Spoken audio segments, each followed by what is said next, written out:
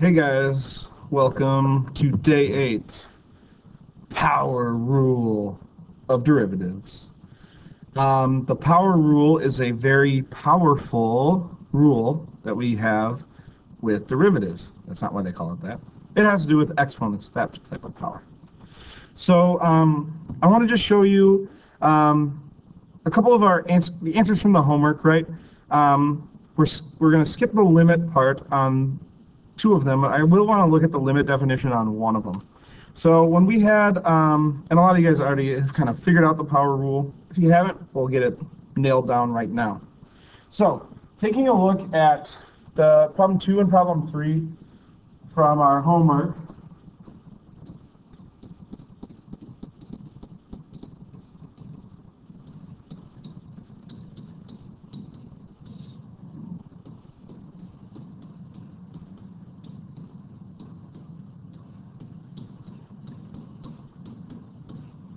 We see we looked at these two functions, f of x equals x cubed and f of x equals 1 over x. Our answer for problem 2, after we did the whole mess of the limit definition, is we got f prime of x equaled 3x squared. And after we did the whole mess with 1 over x, we worked it down to f prime of x equals negative 1 over x squared.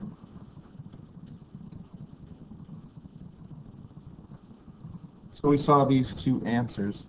I want to take a look, and I'm just going to do a very quick in quotation marks, limit definition of the function, the derivative of the square root of x. And we're going to see what they all have in common and boil this down to a nice simple rule so we can do this quickly and without a lot of tears.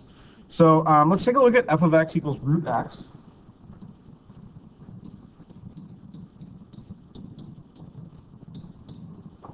If we wanted to find the derivative of root x without knowing the power rule, we have to go back to our limit definition.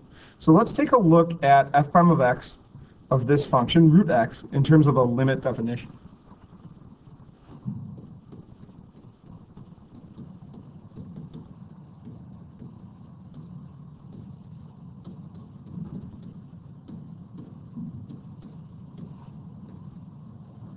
So following our handy-dandy formula of f prime of x always equaling the limit as h goes to 0 of f of x plus h minus f of x over h, we see this set up as f of x plus h would be root x plus h. F of x is obviously root x over h. When we plug in 0 here, obviously we're getting 0 over 0. We're always going to get 0 over 0 when we do these, this limit definition of a derivative. If we wanted to solve this limit, take a look at that. Root x plus h minus root x over h. What could we do to maybe simplify this thing down? We saw some stuff on our homework for limits back in the day, right? And I'll give you a second to think. The answer to solving this limit is using conjugates. So I'm going to do this quickly and we'll take a look.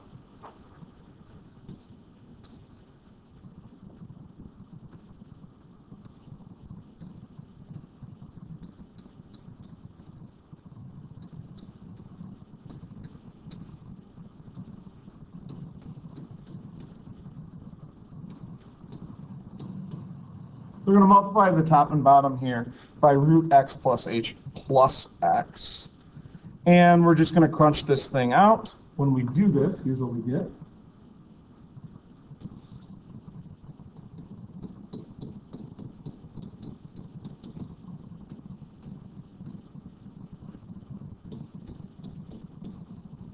When we do root x plus h times root x plus h, we get x plus h. Now when we FOIL this, the O term and the I term are both ugly, but they are the exact same thing, but opposite sides. So they cancel out like we're used to. So I'm not even going to write them to not clutter up the screen. And we just have to do our L in FOIL of negative root x times positive root x. Negative root x times positive root x is negative x.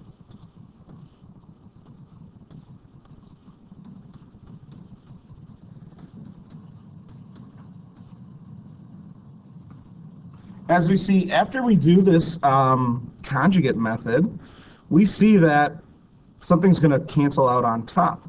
We have x plus h minus x. The x and the minus x are going to cancel each other. And I'm left with a positive h over h times root x plus h plus root x. Now we can clearly see that we can cancel out our h's on top and bottom. And we got f prime of x equal to the limit as h goes to 0 of 1 over square root x plus h plus root x. Now, after we do our canceling and limits, the next thing we always do is plug in 0 for h and see if we can get something that's nice. What we get is 1 over root x plus root x.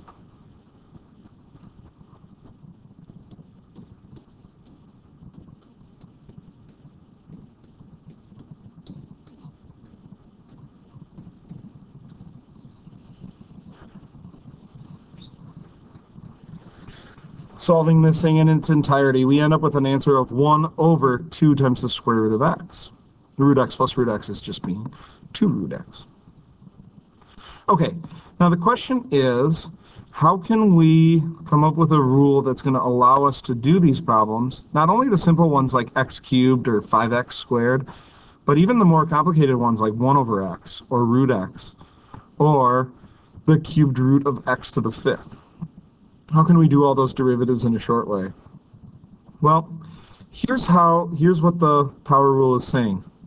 In all of these problems, we're taking our exponent, our power, we're multiplying by our coefficient, and then we are reducing our x power by 1. And that rule works extremely well, even for more complex functions. So let's write this. Let me give you one example with numbers, and then we're going to write a general form for the power rule that can be used many times.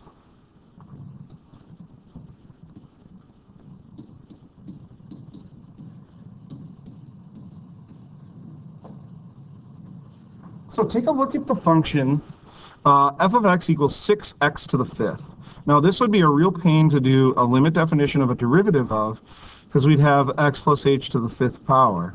And we'd either need the binomial theorem to figure out what that expands to, or we just have to FOIL over and over and over again.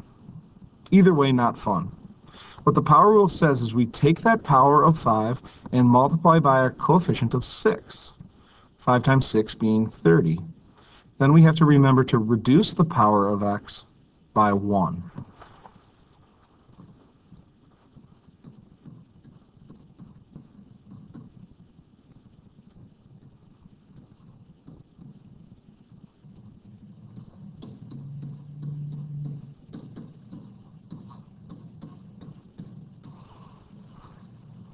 So we nice and quickly get to an answer of 30x to the 4th for f prime of x.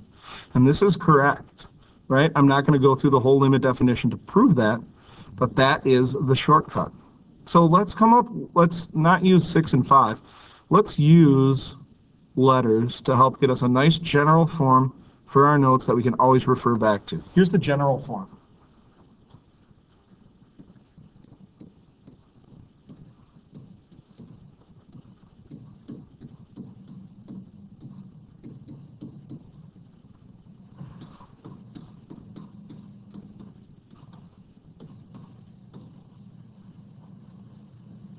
So I'm going to refer to f of x as, right, x being raised to a power.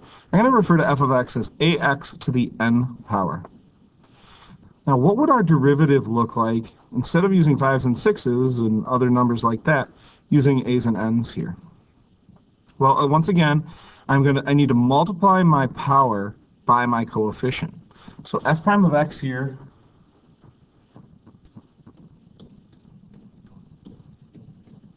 would be a times n, would be our new coefficient, would be n times the power, or n times the coefficient a. But what do I need to do to that? X now needs a new power, right? and that new power needs to be reduced by 1.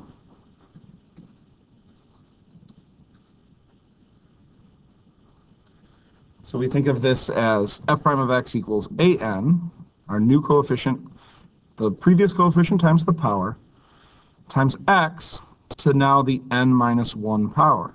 We always subtract that power by 1. So this is our general form. Again, this is very, very important. So if you highlight in your notes, highlight this piece, or at least put a box around it so we can reference it easily. This is the power rule. Okay? Now, when we have polynomials with lots of power functions all added or subtracted to each other, you can just go through and do the derivative piece by piece. We'll have I'll have another video later that will go through all of our different rules. But in general, let's look at some examples of this.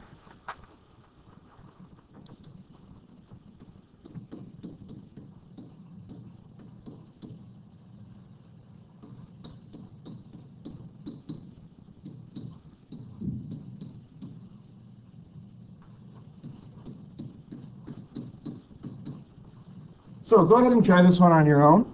We're going to let f of x equal negative 20x cubed. I want you to go ahead and find f prime of x. So pause the video here and check back in to make sure we got the right answer. Okay, we're back. F prime of x here is going to be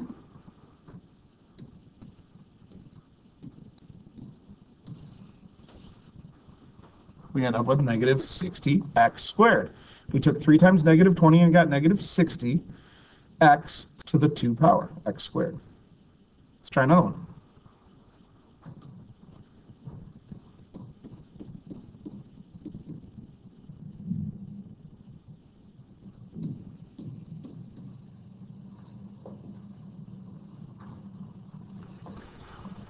So here we have f of x equals 15x. Let's go ahead and find f prime of x. So go ahead and pause it, figure out what that derivative is.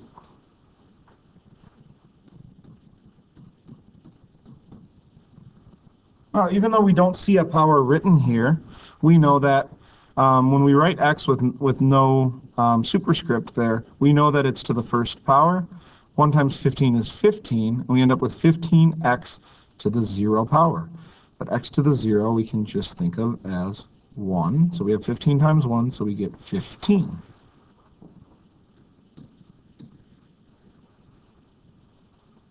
Also, think about what f prime is. F prime tells you the instantaneous slope, right? So think about the line 15x. That's just linear. What is the slope of that line? Well, it's 15. So it makes sense that the derivative should equal 15 regardless of what x value we check, because we have the same slope all the way through the line. So it's kind of another way to find the slope of a line is do the derivative of the linear function, and you just end up with that coefficient in front of the x. All right, let's try one that's a little bit more interesting. Let's do one of the ones that we worked on for homework, number 2.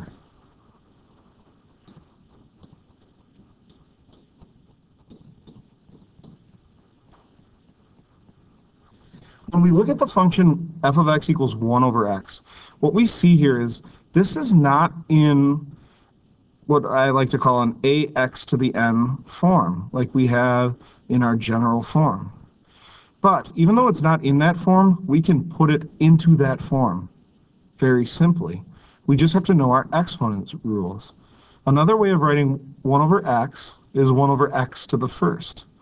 Now if I take that x to the first and move it up to the numerator, I have to change the sign of the power.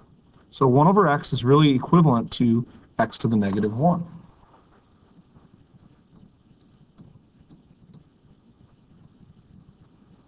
Hopefully we remember that from 8th grade, 9th grade. We need to be able to convert easily. We always want to put things into ax to the n form, if possible, so we can use our general power rule. To do the derivative now, we see this.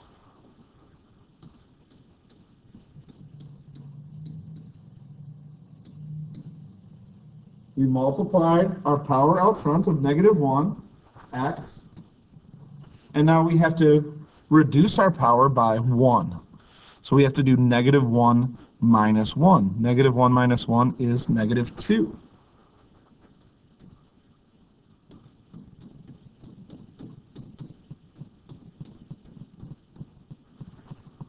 If we now put it back into a form using positive exponents, we see that negative 1 x to the negative 2 could also be written as negative 1 over x squared. The cool thing is, if we look at that answer, and the answer we got by doing the limit definition, I'm just going to scroll up to the top.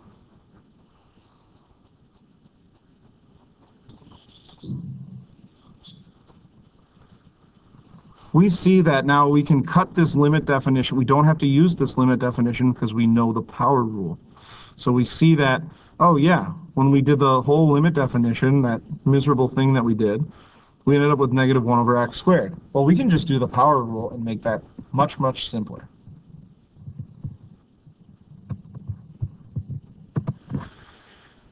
What about this?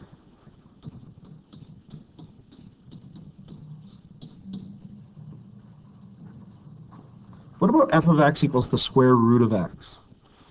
Once again, this is not an ax to the n form. What I'll tell you guys when you're doing derivatives in class is put this function in ax to the n form.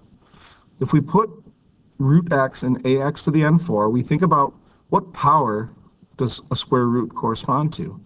Well, the square root of x is the exact same thing as saying x to the 1/2 power. This is why you worked on this in Algebra 2 and Pre-Calc.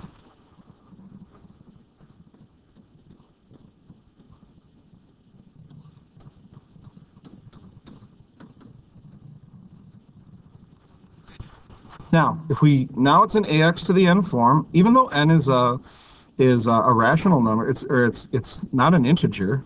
We have a rational number there of 1/2. Power rule still applies. So let's try it. We got to multiply that 1/2 out front and then reduce our power by 1.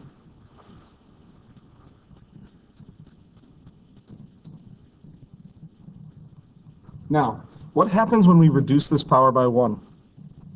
I always joke that in calculus, the hardest thing for people is fractions that they should have learned in 5th grade, right? We have to do 1/2 minus 1. So I'm just going to do that over here.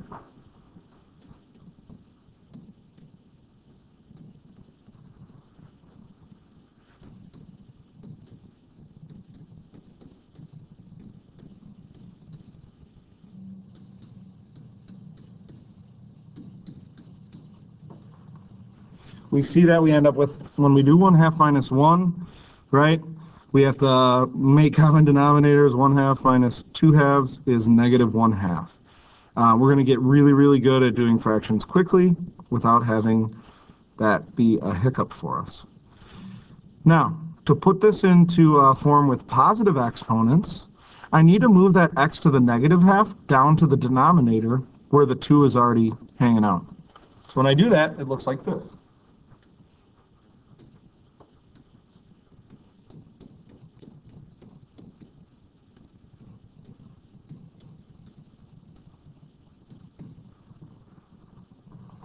Now I have x to the positive half, but now it's located in the denominator, right? I can move things up and down from numerator to denominator as long as I switch the sign of the power. Now to simplify it one more step, I know that half power means square root, so I'm going to call this 1 over 2 root x.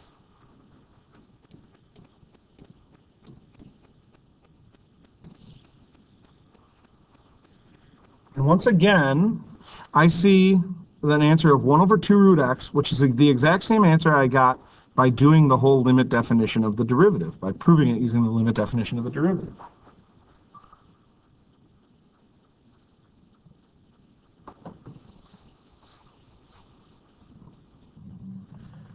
So there's a much faster way to do these derivatives using the power rule.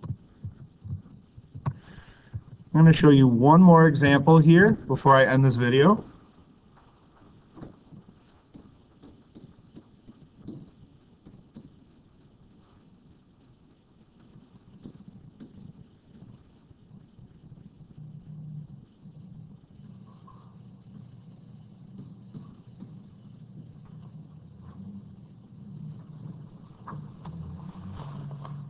go ahead and try and do this derivative. Now on the surface, this looks like it might be way, way, way harder. But again, as I tell students, put this in ax to the n form. We can change this into ax to the n form, and we can do our derivative. And it's going to be no problem. Okay, so pause it, try it. It might take you a little while. Try it, come back, and we'll look at the solution. Okay, we're back. Here's the solution.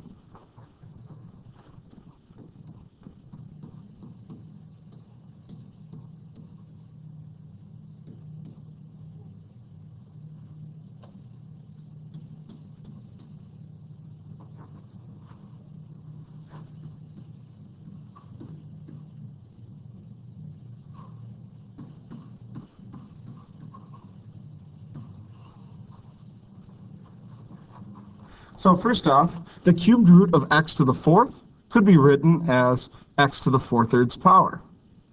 Then moving it up to the numerator, which you can write on top with the 5, or off to the right, like I did, and we can call it x to the negative 4/3.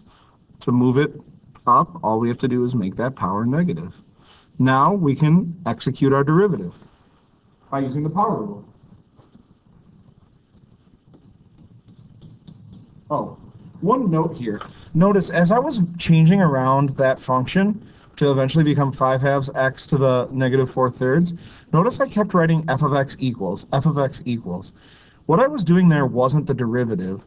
I was just rewriting f of x to be in ax to the n form. Now, once I actually execute the derivative, use the power rule, now I'm going to use f prime of x for each one as I'm simplifying. This is why I want you to get in the habit of always writing equations.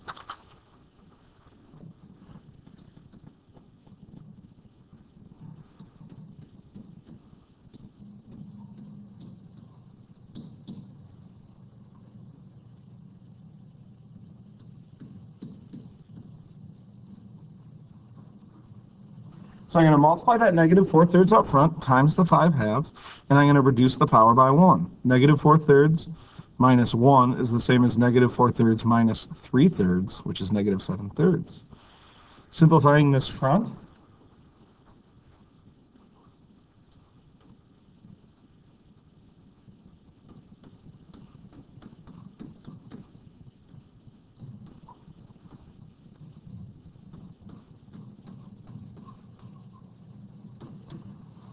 I get an answer of negative 10/3 x to the negative 7/3.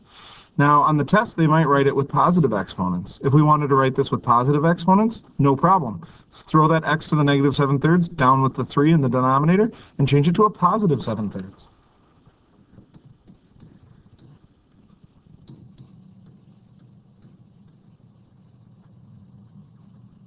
And we're done. Thanks for watching. Can't wait to see you guys tomorrow. Excuse me, see you guys tomorrow for the giveaway.